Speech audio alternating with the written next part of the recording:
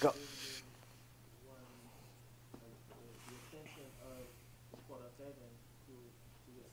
Ken. Is it also dangerous for someone in a conversation or argument with somebody else to say, are you willing, can you swear on the Torah that you either said that or didn't do that? No, if they're foolish enough to make a swear of any kind, then no, they're doing it to themselves. But as far as them swearing, but what we're talking about here is that you're in essence celebrating and getting honor because of their failures. Two different things. When you're debating somebody for some truth, halacha, whatever it is, you're debating some form of truth, then you can see from the sages that there's many times that both sides say, I swear on everything that this is true, I swear on everything that this is true, and they're both right anyway. But, so, that's not what we're talking about. What we're talking about here is that in essence, you're dancing around somebody else's grave. Something already happened outside of you, or even with you there. You want to debate, and you're not happy about the fact that you've discovered the truth, and everyone now sees the truth. You're happy that they lost. It's two different things. There's the truth, which is what you're supposed to celebrate. You're supposed to celebrate the truth and discover the truth and chase the truth and be after the truth at all times. That's ideal. And that's good. That's an obligation. What we're talking about here that could lose, that could potentially we could lose everything on, is that we're not doing it for the sake of the truth. We're doing it for the sake of winning. We're doing it for the sake of us being right and being able to tell everyone, I told you so. I knew it, you didn't know it. That's not authentic. That's not Torah. That's your honor. That's your pride. That's against HaShem. So, as far as if you're in the heat of the battle, he's saying, are you sure? Are you sure? You swear on it, you this on it, whatever it is that you're saying at the heat of the battle, it's fine. That's not what we're not talking about the heat of the battle. We're talking about the outcome. The outcome is that really the person lost. And now, instead of you saying, okay, Baruch Hashem, that we both, now we shake hands, we hug, we kiss, everything is good. No, instead of that, you're saying, I won, you loser. No, you actually just lost. You just lost. How'd you lose? Number one, you lost your Olam Haba. Number two, everything goes to him. All of your mitzvot go to him. You publicly embarrass somebody, all of your mitzvot go to him. So in reality, inside, he should be doing, yeah, I win. Yeah, keep laughing at me. Go ahead.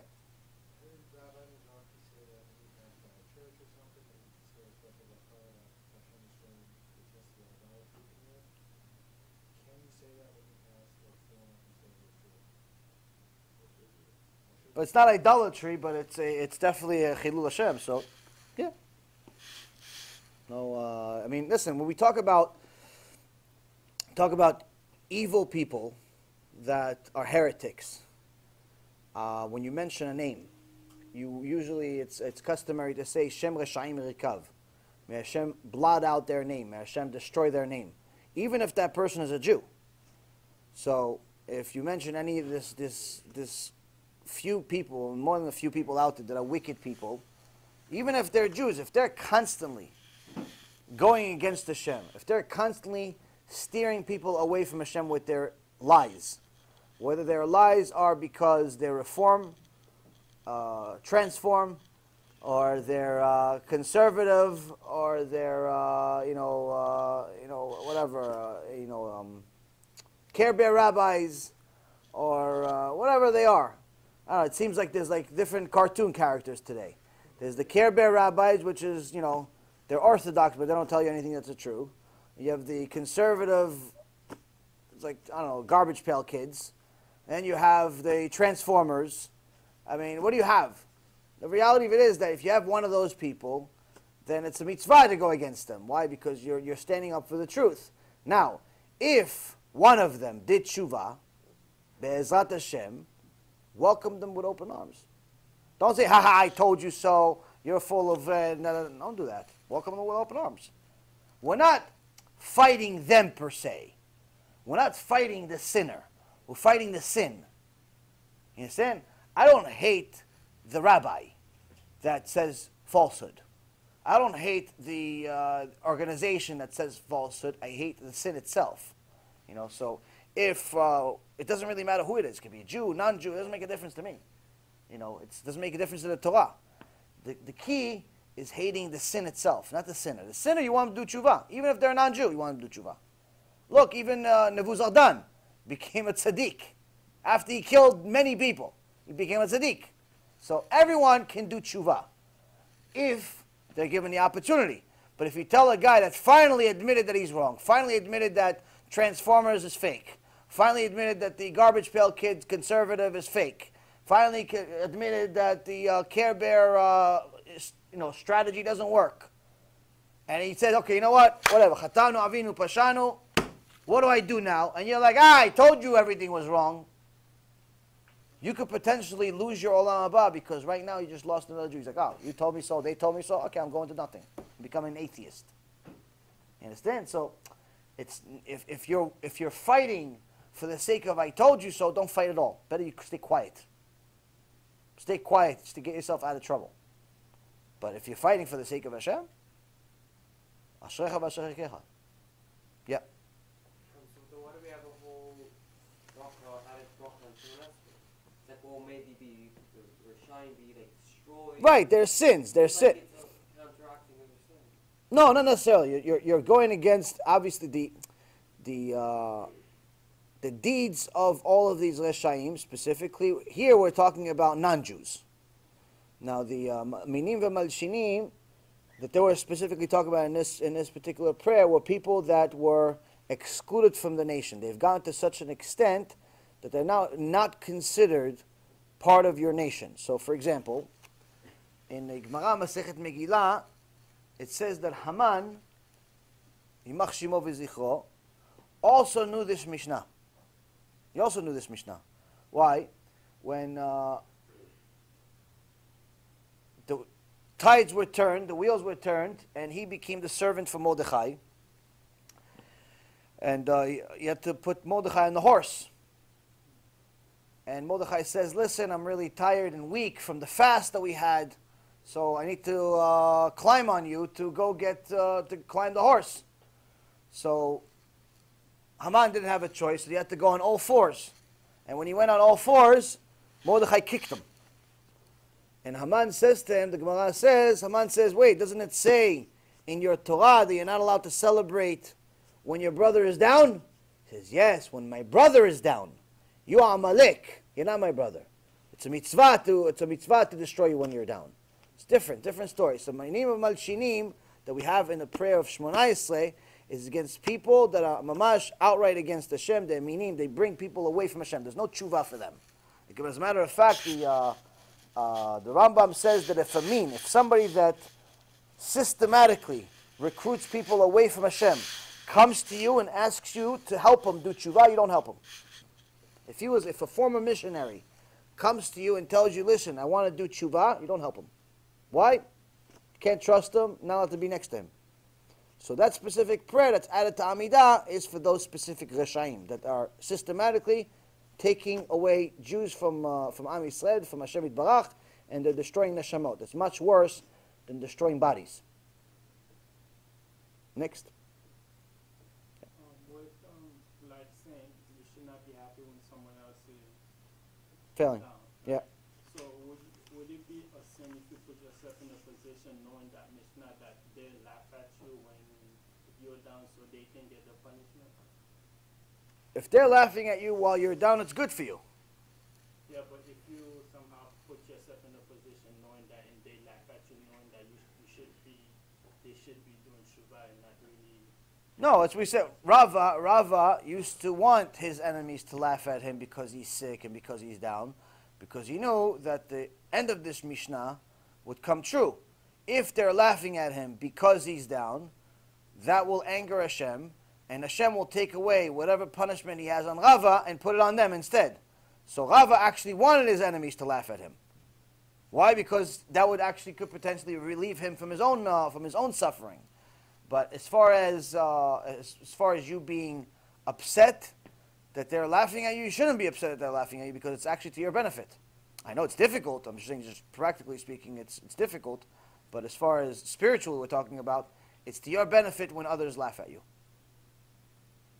You're also rejoicing when they suffer.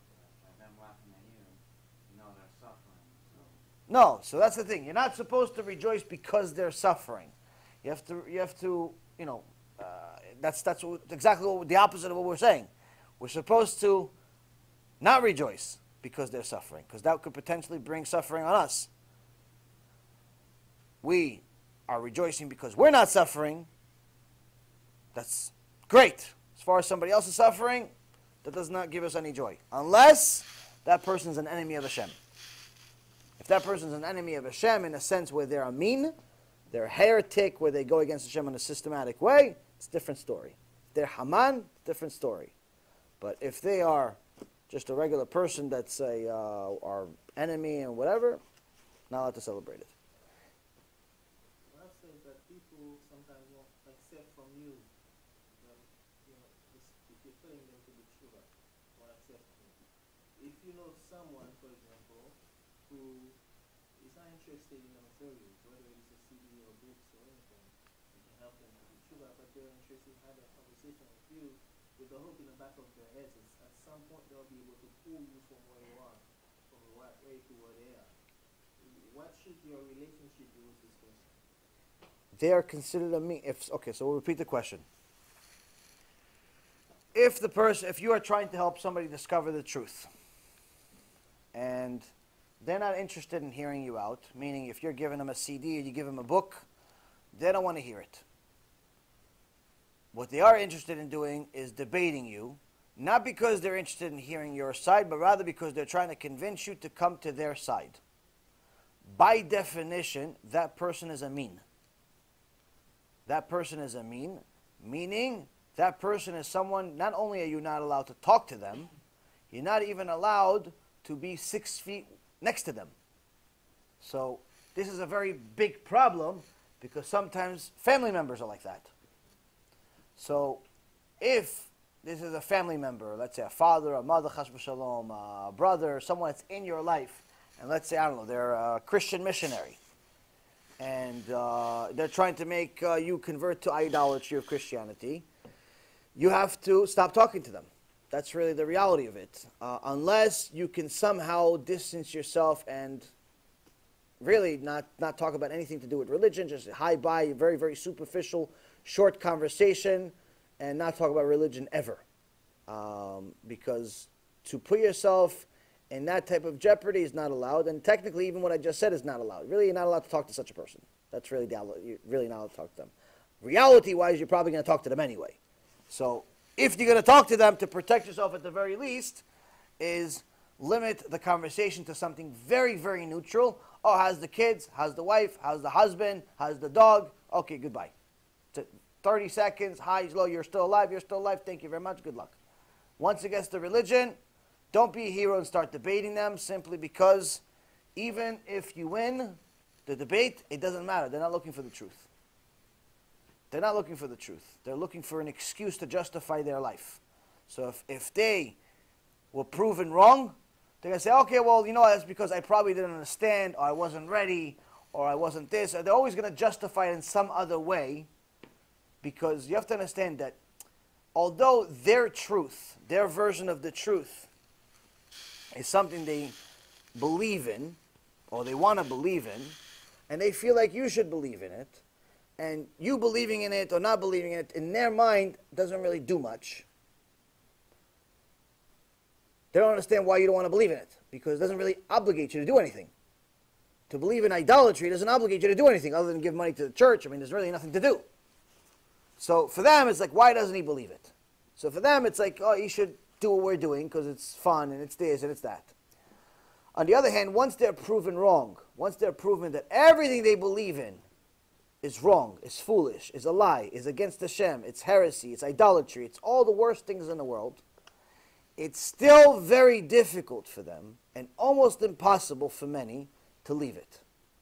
And the reason why is because the real truth obligates them. It obligates them to leave the easy lifestyle of doing whatever you want, and even more so to adopt what they think is a tough lifestyle of doing a bunch of things they don't want to do. So their truth doesn't obligate you to do anything. Your truth obligates them to do everything the opposite of what they're doing. So they have to pretty much start considering what they look at, what they listen to, what they talk about, what they read, what they write. Everything now is a factor.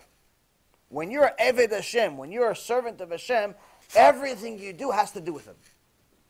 The Gemara in Masechet Chagigah specifically says, if you did not find a way to sanctify Hashem's name every day, every day you work on a day, and you're not trying some way, somehow, to do Kiddush Hashem, you may not succeed every day, but you're not trying to sanctify Hashem's name every day, it's better off you didn't come to the world. Why? Because everything you do has to connect to Hashem. You wrote something, does it have to do anything with Hashem? No, I just wrote an email to my boss. Okay, did you put Bezat Hashem on the top right? Did you represent yourself as a person that's honest? So now he knows that the Jews are honest? Did you represent yourself as a person that has integrity? So now he knows that Jews have integrity? Did you, are you looking like you just came out of a garbage pail? You look like you're representable. So he thinks, oh, Jews are representable. Like, how are you representing God? Because now when you're a servant of Hashem, everything has to do with Hashem. Everything. The way you go to the bathroom, the way you put on your shoes, the way you eat, the way you write, the way you talk. Everything. Everything. So our truth, the only truth that's actually true, obligates everyone. Because that means that the free ride is over. The free ride's over. So that's why even if he understands that you're right, it's still not something that he could potentially do easily, because now he has to change everything. This is also the reason why many people that, for example, they like to debate. I used to waste my time debating people online and different things. I stopped doing this because it's a complete waste of time. Plus, I don't have any time. But sometimes you have a debate, and even after, the reason why I stopped doing it is because I realized that even after you show them the truth, even after you prove that they're wrong, nothing changes. They're still the same heretic. They're still the same Rasha. Why? They don't want to change. They're not really looking for the truth. They're not looking for truth. They're looking, number one, to justify their sins, to justify their lifestyle, or two, to just simply win. There's like the action. Like I remember, I used to tell you guys the story, my personal story. I never cared about money. I just liked winning. Like making $1 million and $2 million, it was all the same for me. It didn't make a difference. The feeling of making my first $1,000 probably felt better than making my first $1 million. Because to me, it's like the first 1,000, like I have air. I have air to breathe. So that's like, wow. $1 million, I already had money before this. It's not like one day I just had $1 million. It's not a lotto ticket. I already had money beforehand, just now I have more. So the thing is, though, is that I continued working, and anyone that's successful materially continues working, not because they need more material. There's just so much there's so many burgers you can eat, there's so many houses you can live in, there's so many cars you can drive. It's not for that. It's for winning. It's a rush. It's an adrenaline rush to win. So people that you debate most of the time, they're not looking for the truth because the truth obligates them. They're just looking to win. They like to be right. This is why a lot of people that are Baalei Tshuva, they like the concept of rebuking people. Not because they care if people are going to do Tshuva. Just because they like telling people what to do. They love telling people what to do. No, you should keep Shabbat this week. They yell at everyone. No, you keep it. That's, believe it or not, I discovered this recently. I mean, I knew this for a while, but the chidush came to me over the last several days. I noticed that, yes, of course, it's very important to know halachot. It's very important to know halachot, the laws of Judaism. It's very important. You need to study halakha every day. Critical. But I noticed that many Baalei Tshuva and many Jews in general that are religious spend any time that they have, unless they're Talmidei Chachamim and they learn a lot of things all day and so on, but if they have, let's say, for example, I don't know, an hour, 2 hours a day, all they learn is halachot. That's it. Nothing else. They don't learn Mussar. They don't learn sometimes not even Parashat Shavua. They focus 90, if not 100% of their time, halachot. So sometimes you'll see a guy that's completely looks religious. The hat, the beard, everything. Religious, look, you'd say Moshe Rabbeinu, if he had a suit, that's what he would look like. The payers up to the floor, and then they look religious, the look. But as soon as they start talking, sewer mouth. Either cursing, or they speak inappropriately, or they have bad midot. Why? You learn halachot all day, an hour, 2 hours, 3 hours a day. You're learning so many halachot, you're learning so many laws. How do you still speak like a garbage pail in your mouth? How? The reason why is because they don't learn Mussar. When you don't learn Mussar, you're in essence not fulfilling the Torah. You're not working on yourself. So what's the purpose of learning Torah? What's the purpose of learning these halachot? They're not learning halachot because they like Torah. They're not learning halachot because they like HaShem. They're learning halachot because they like telling people what to do. I know this halakha, you don't know it. I know you're not allowed to use a sponge on Shabbat. I know you have to use something that doesn't retain the water. So see, you are Mechalel Shabbat, I knew it. I know that the way you eat, they just like telling people what to do. They know and you don't know. So even their Torah learning, on them a katuvo mer, that's written about them, lo b'shamayim. It's not from heaven. Even their Torah learning is not from heaven. They're learning it for gava. They're learning it just to tell people what to do.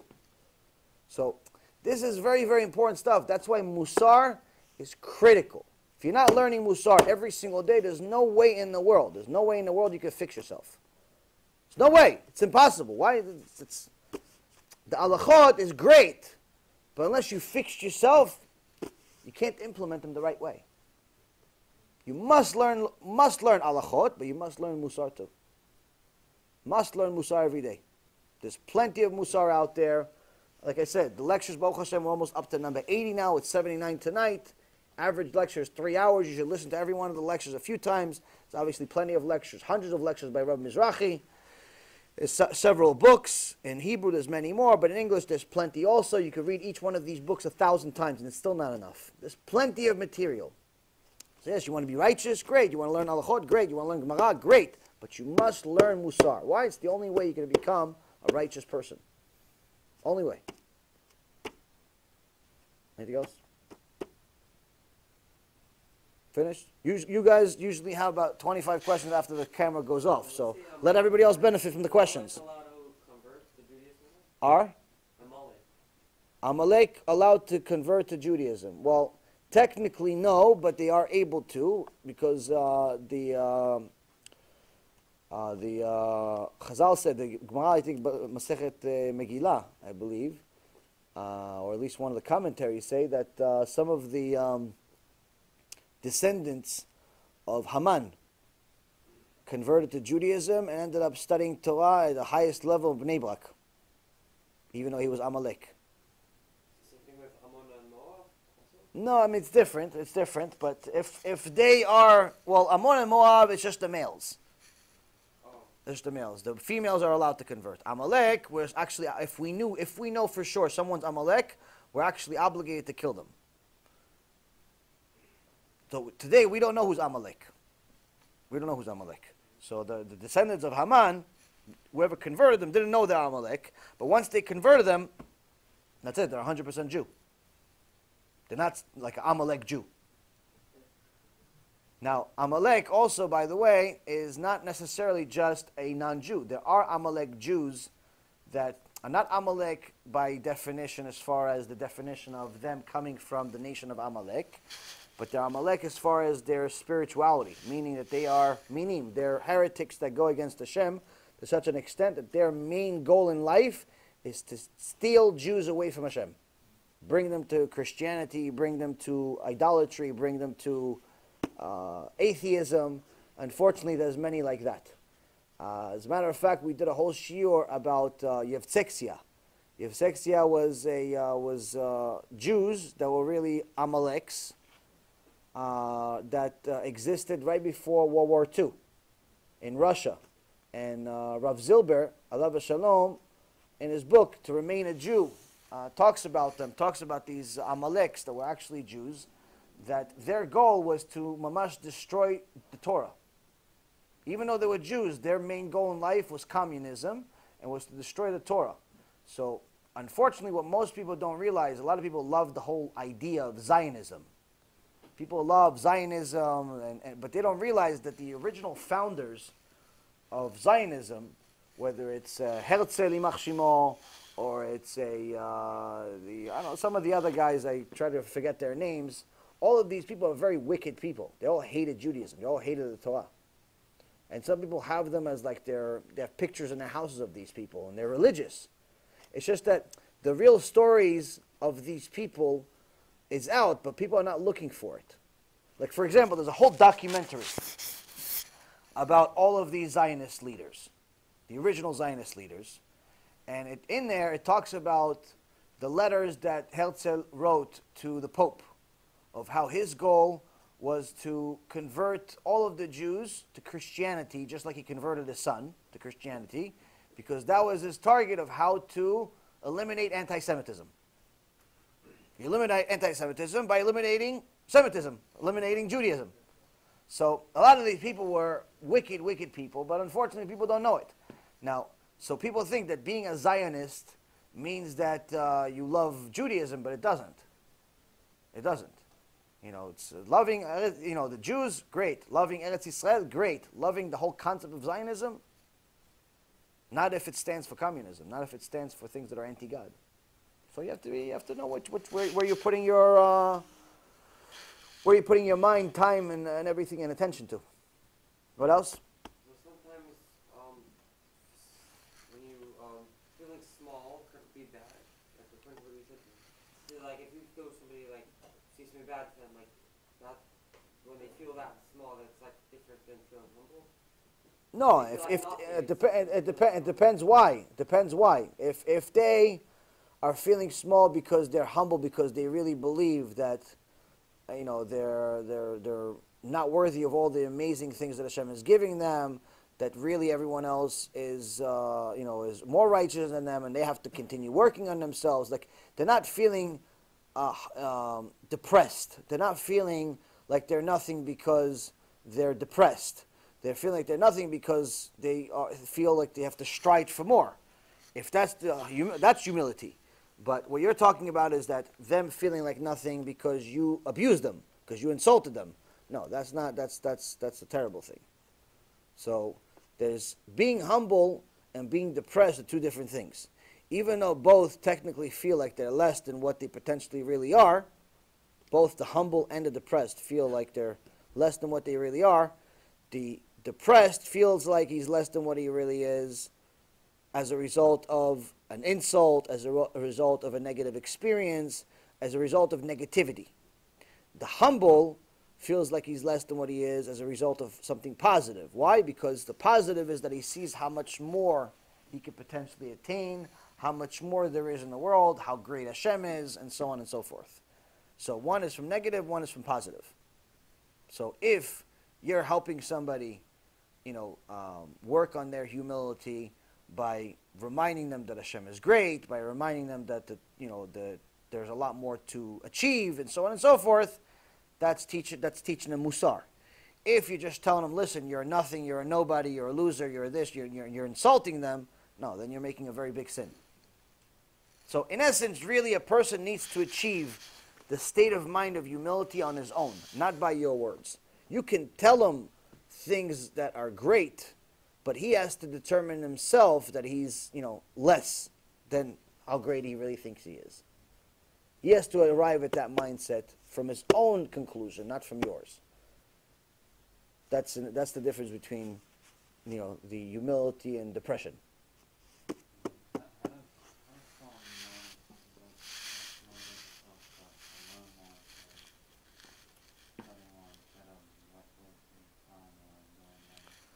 Well, the main thing is that it depends also what you're learning. So if someone is having a trouble learning, then that means that usually what they're learning is not interesting to them.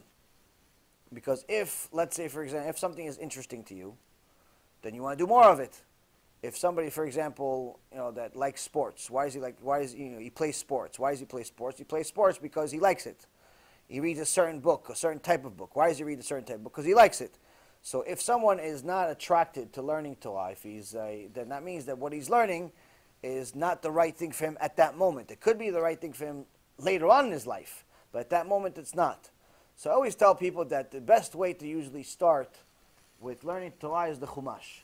The 5 books of Moses with commentary. And commentary not just by Rashi, you could also have commentary by Rambam and others, or at least just Rashi, but reading the whole thing. And reading it every week, reading it every day, it's fantastic because there's an enormous amount of life lessons that are beautiful for anyone to see. For an adult, for a child, for a veteran, for a rookie. So that's a great way to start. That and alongside with some midrashim. Midrash Me'am Loez, Midrash Rabbah, and a few other ones that are out there that you could read, because that's beautiful and very, very tasty Torah. It's easy to read.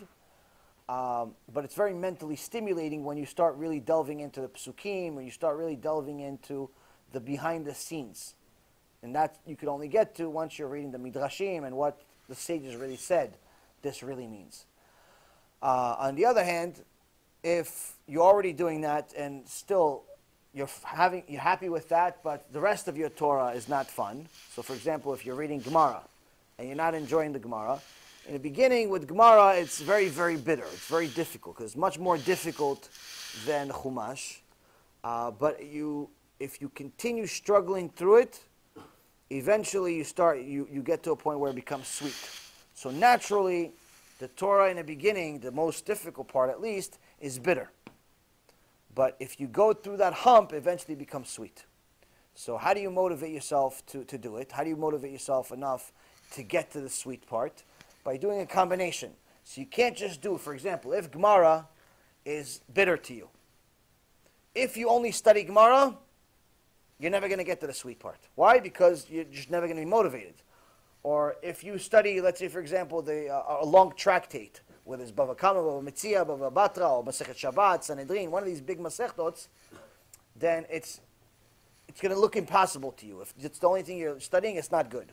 So what you should do, you should do a combination of things. Number one, study it alongside with something that you do like. So for example, if that's the Chumash or the Midrash or whatever it is that you like, something alongside it. So you're studying now both. Even though that means you're going to study less Gemara, that sweet part that you do like will give you the strength to continue studying the Gemara altogether. That's one. Two is study at the beginning small tractates. The smaller ones. Masechet Megillah, Ta'anit, Chagiga, Rosh Hashanah, Nazir, Brachot. There's a few that are small ones where you'll be able to get the joy of completing a Masechet, which is very, very sweet. Even if you didn't like it, it's very sweet. When you finish a tractate, doesn't matter how big it was. When you finish one, it's amazing. It's amazing. It's an amazing feeling. So when it's a small Masechet and you finish it, it gives you joy and it gives you ambition to go another one. Whereas when it's a really big Masechet, when it's one of these, Sanhedrin or Shabbat or one of them, and you don't like it, you're never going to get to the end. You're never going to get to the end. You're never going to feel that excitement to go another one because you're never going to get to that end. So a combination. It's not necessarily just studying. It's smart studying. It's knowing how to study smart. So also, it's obviously you have to have fire. You have to have fire in you. And that's why it's always highly recommended for people to go to shiurei Torah. Whether they're religious, on the way to being religious, they are from birth, Baalei Tshuva, whatever. They need to go to a shiur at least once a week, if not more, to a shiur that gives them fire. That at the end of the shiur, they have some fire in them. Because the shiur Torah is the fire that everyone needs. And that's what a lot of people don't realize. A lot of people, unfortunately, want to be a rabbi. They don't want to be students. So what happens is that they do tshuva, and after 6 months, a year, 2 years, however long it is, they stop going to the shiurim that help them become a Baal Tshuva. They said, no, I'm not going to go to shiurim, I'm going to read from the books. The books are better. Gemara is better. I mean, yes, of course, the Gemara is going to be a much higher level of studying than a shiur Torah, but it's not better. Why is it not better? Because until you get to a section of the Gemara that's going to put fire in you, it could be 3 days. And you need fire every day. You need it, that's one. Two, the Gemara is going to talk about a specific subject. So if you're reading, let's say, for example, I don't know, Gemara Masechet Shabbat, and you're at a part that talks about a few good stories, and then it talks about one of the halachot of, well, I don't know, let's say the Iruv, or whether you're allowed to carry or not, or whether things like that. Okay, so you're going to read a couple of pages that may take you a day, 2 days, 3 days, 4 days, and some of the intricate details to a person that's not already passionate about Torah could be very boring. And not only it could be very boring, but it's limited to that. It's limited to that one specific issue. But if you've noticed, if you come to a high-level shiur, a decent decent speaker can bring you in a matter of an hour, 2 hours, 3 hours, 15 different subjects from 20 different Gemarot. So for you to read, for example, the amount of material that's in every one of the lectures that I do, not chas v'shalom trying to give myself any credit or pat on my back, it's all HaShem. It has nothing to do with me. I'm just giving you an idea. The books that you see in front of me is just part of the information. But you see, we mentioned Gemara here, Gemara there, you mentioned a lot of different sources. For you to read all of those sources that make up a 3-hour shiur may take you 6 months. Do you understand? So it's not like, oh, it's 3 hours shiur, that means 3 hours of studying. No, it's absolutely not. It's absolutely not. It's not 3 hours shiur, it's 3 hours of studying. It's not like if you study for 3 hours, you'll be able to give a 3 hour shiur. No, absolutely not. First of all, it's siyat dishmaya, B'ezrat Hashem, you have more siyat dishmaya, but the point I'm trying to tell you is that it's not quite that. So that's what people that are like thick brain and big ego don't realize. They think, no, I'm going to learn Gemara for 3 hours. That's going to be better than the shiur. Maybe yes, maybe no. Most of the time, no. Most of the time, no. Why? Because if that shiur puts fire in your stomach, the next time you learn Gemara, you'll learn Gemara more. You'll learn Gemara better. The next time you learn, you're going to learn Gemara with much better siyat dishmaya, much better kavanah, much more focus. Plus, you'll have more content. You'll have more content in general. So, people are, I don't know, I mean, it's sad to say because I've seen it quite a few times with my own students. Many. I don't know. I think if I had all my students in every shiur, I think I'd have a football field. Seriously, if I had all my students from the beginning of when we started as a few years ago, still showing up this shiur, I think I would have a football field. That's how much rotations I had to go through. You fill it out. You start with 3, 4, 5, 6 people, 15, 25, then 0 somehow.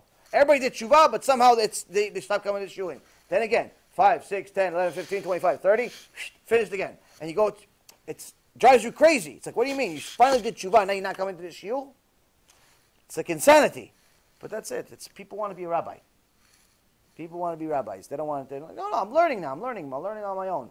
Okay, you're learning on your own. Then you see 2 years later, they're not even religious. You're learning on your own to be a kofir. Learning on your own without direction, without the fire. And what is it like? One of popular speaker in Israel had a similar situation, and one of his students that came to shiurim for a long time stopped coming. So he went to his house, out of the blue, after he stopped seeing him in shiurim for a couple of months. He went to his house. The guy was very surprised to see him. And Tzkak, for the Rav, what are you doing? He goes, came to visit. So they went to the porch, and the guy was making barbecue. So he put, he's like, oh, do you have a pot of water you could put on a grill? Yeah, bring, okay. So he put the pot on the grill. Right, the water started getting hot, and the rabbi took it off. And then, it's not boiling yet, it's not ready yet. Waited about a minute, and then put it back on. Hot, but not boiling yet, and he took it off. After a few times,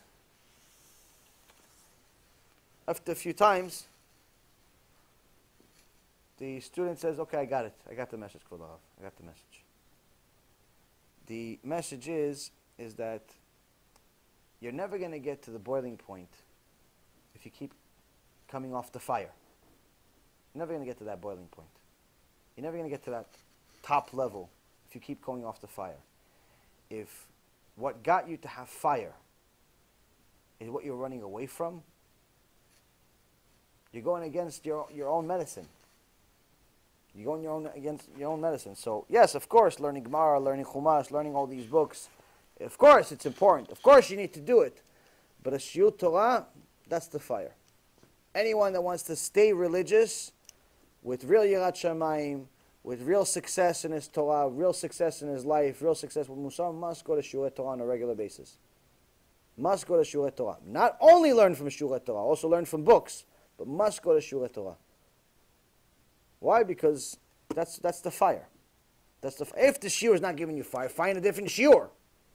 If my shiur became boring somehow, then fine. I don't know, you're the only one that ever called it boring, but fine, God bless you. Find a different shiur at least. Don't replace it with nothing. Don't replace it with, no, I'm going to learn from books. It's not enough. I hear this type of talk all the time. Like, no, I'm beyond shiurim. I already graduated from shiurim. Like, Rabbi Reuven didn't graduate from shiurim.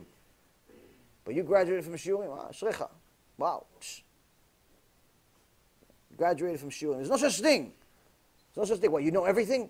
Everything you know? There's nothing you don't know? That's the best thing. That's the best thing. Sometimes I see people make comments about one of the things that I say, and I try as best as I can to mention sources. But once in a while I don't mention a source. Or even sometimes I do mention a source. Oh, what? He said that if you say Hashem's name, you could lose Olam Haba? I never heard of that. That's such an egotistical comment. What do you mean? Okay, so what if you never heard of it? So you heard everything? You know everything? You've read every book? You know everything? So if you didn't hear it, that's it. It doesn't exist? It's like, I never heard of that. So why you didn't hear of it? What, you like Moshe Rabbeinu? You were there with him on Mount Sinai? What do you mean? So why you didn't hear it? I never heard of that. People have egos that are bigger than this room. Shmuel Katan is telling you want to succeed, you have to be Katan. It's almost the opposite. It's the opposite. People's mentality is the opposite of truth. And that's the thing. That's Rabbi Yisrael Misalant says in letter number 14. So you have a source now. Letter number 14. In Or Yisrael, letter number 14, he says, in a physical damage, someone is physically sick, naturally, they look for a cure. They're physically sick. It says, but the problem with spiritual sickness is that naturally, you run away from the medicine. When you're spiritually sick, naturally you run away from the medicine. You don't look for medicine. You run away from it. Why? Because you think that the medicine is poison. You understand? So, people have to understand. Shiur Torah, if they're bringing fire, you got to keep going. Doesn't matter what level you are, where you are, how you are. Unless you're at a point where you're giving Shiur Torah, then it's great. But you're benefiting out of this shiur also when you're saying it. I benefit a big way when I give a shiur Torah. I learn from the shiur Torah. But so I'm attending a shiur Torah also, even though I'm the speaker. But if you're not a speaker and you're just going to depend on books all the time, it's not enough.